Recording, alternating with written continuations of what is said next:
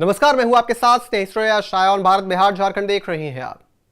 बिहार विधानसभा चुनाव की बिसात बीत चुकी है, लेकिन असली जंग सिर्फ बिहार तक सीमित नहीं है।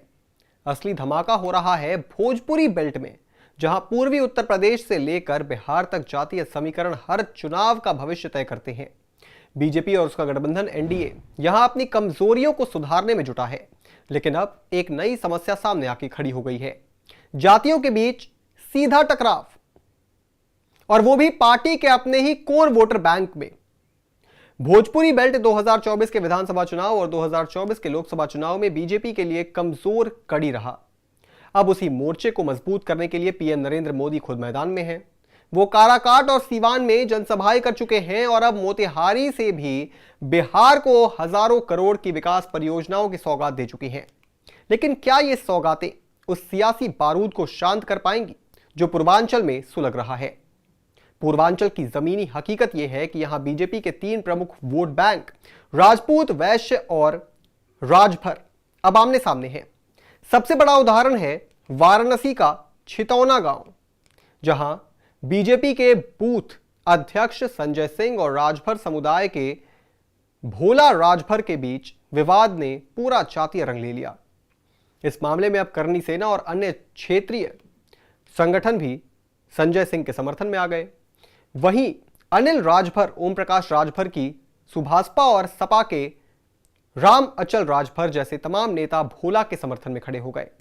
राजभर महासचिव अरविंद राजभर द्वारा जातिवादी नारेबाजी का वीडियो वायरल हुआ और फिर क्या, पुलिस ने कार्रवाई की तो राजपूत संगठनों का गुस्सा फूट पड़ा।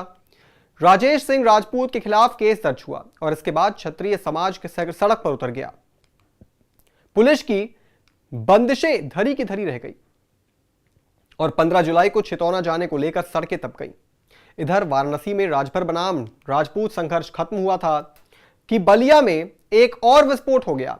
इस बार राजपूत बनाम वैश्य रसड़ा में नगर पंचायत चेयरमैन और बीजेपी नेता विनय शंकर जायसवाल और श्रीनाथ मठ के महंत कौशलेंद्र गिरी के बीच विवाद ने धार्मिक आयोजन में होते हुए जातीय टकराव का रूप ले लिया। मामला इतना बढ़ गया कि महंत की शिकायतों पर चेयरमैन की गिरफ्तारी तो हुई, अब वैश्य समाज भी अपने नेता के समर्थन में खड़ा हो चुका है। बीजेपी की रणनीति साफ है, वो बिहार चुनाव में हर जाति को साधना चाहती है। प्रधानमंत्री मोदी बार बार भोजपुरी बेल्ट का दौरा, विकास परियोजनाओं की झड़ी और जातीय नेताओं को साधने की कोशिश कर रही हैं।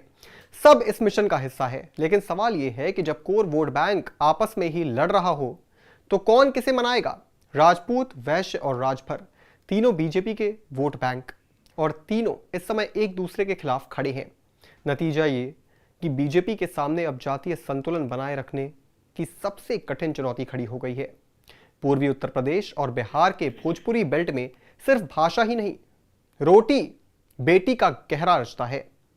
कैमूर, बक्सर, रोहतास, भोजपुरी से लेकर गाजीपुर, बलिया, चंदौली तक हर गांव और शहर आपस में जुड़ा है। यही वजह है कि वाराणसी की जातीय लड़ाई बिहार के बक्सर, आरा, औरंगाबाद और सासाराम तक असर डालती है।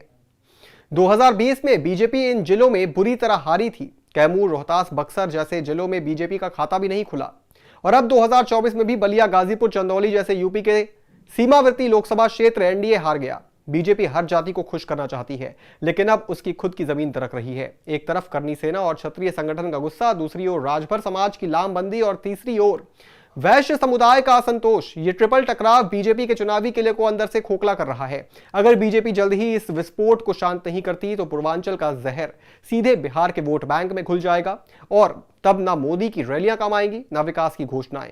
इस पूरी खबर पर आप क्या सोचते हैं दोस्तों? कमेंट बॉक्स में जरूर लिखते जाइएगा। बिहार झारखंड से जुड़ी तमाम बड़ी खबरों को देखने के लिए आप जुड़े रहें आयोन भारत बिहार झारखंड।